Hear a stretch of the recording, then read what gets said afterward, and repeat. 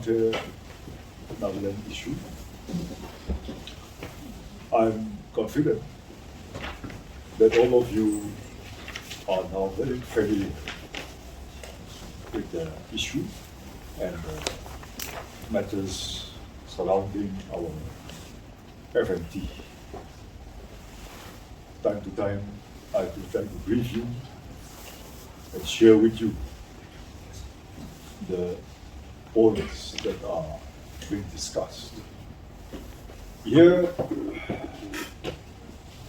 it's been some time, about a year since it is a trilateral talk now. Earlier, for more than a decade, it was a bilateral talks only between the ENPO authorities and the MHA. So we were all in the dark. But after much discussion, our new government, under the leadership of Dr. Rio, after several cabinet meetings, have decided that this is an issue which pertains to the geopolitical territory of our state. And every citizen of the state deserves to know what is going on in the northernmost part, or southern, or western, or easternmost part of our state.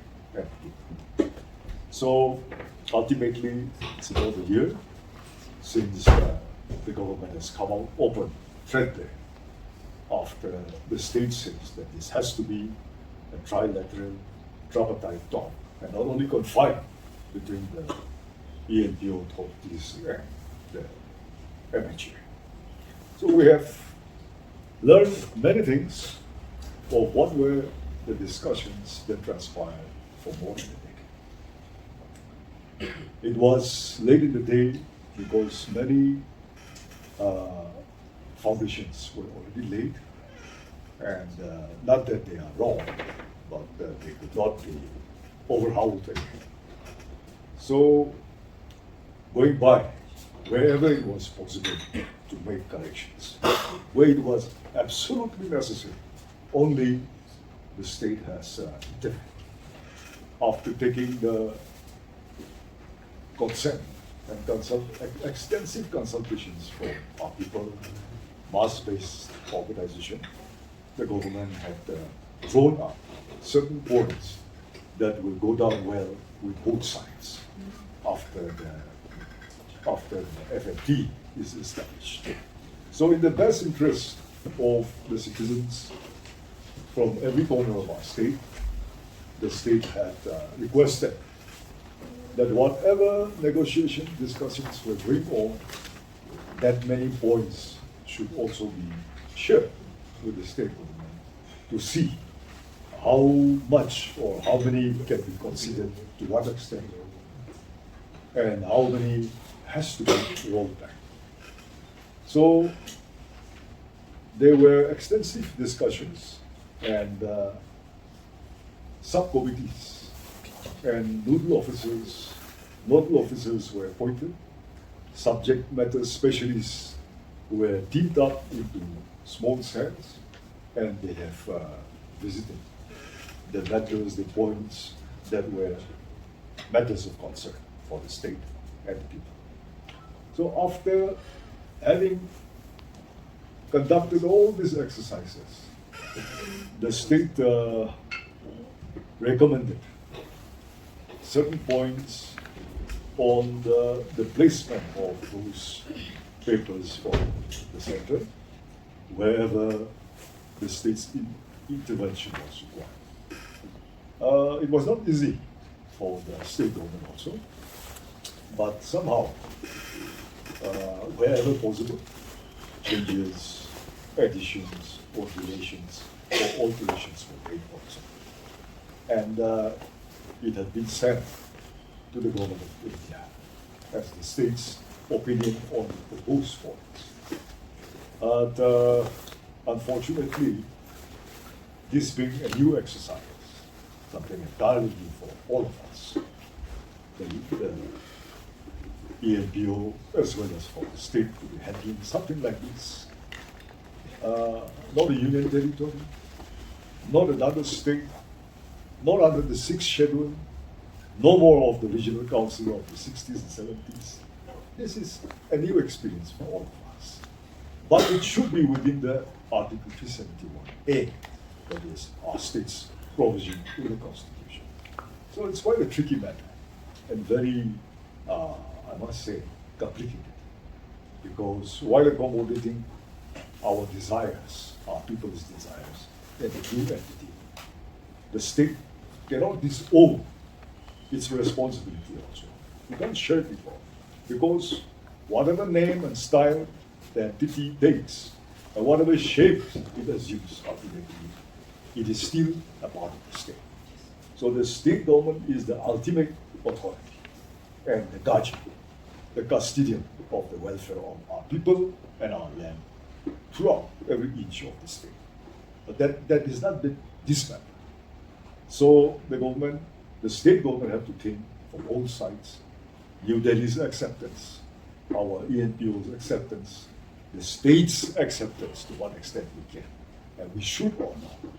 So the earlier recommendation has been somehow again returned from Delhi to be reviewed by us, the state government, with more inputs from the ENPO. So in the last cabinet, we had in fact, just two of them are out of station because of their parents' treatments. Other than that, I think all were there, and we have thoroughly deliberated. Something we have observed, which came to mind, is there's a slight gap. There's a slight gap of communication between the ENLU, Eastern Nagaland Legislators Union, and ENPO authorities, whereby there appears to be some points where they're not familiar. So this is something very serious, which we would like their own leaders to have more deliberation, more consultation from within them, because though it is our affair, it is our business, all of us, but it is more so from within the Eastern Territory that the leaders should be more seriously engaged in. So if there are miscommunications and tomorrow without the consent or without proper consultation, a matter gets through and it comes as a surprise, not pleasant, but otherwise, that would be very unfortunate for the group concerned, which should not happen, and which the state feels that should never happen. So we would request the negotiating parties to take along everybody, especially leaders, because the leaders are elected. They have 20 elected members from the present ENPO region. They are not self-appointed. They are elected by the people, and whatever is being negotiated today is also for the same people and the same land. So there should be more understanding, coherence, and unanimity among them in while resolving differences. That is where we are, and we have again put in our observations, and that should happen. And in some areas, we are trying to make adjustments again.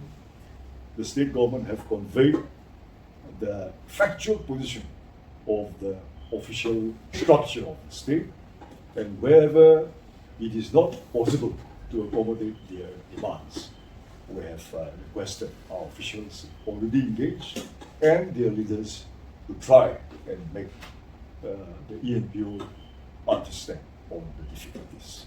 But that is where we are today. Yes, please. Sir, the ENPO has been finally indicating that FNTA is a unique arrangement from the government of India. So is it like above regional council and a little lower than officers council? Like, what do we understand by this unique arrangement?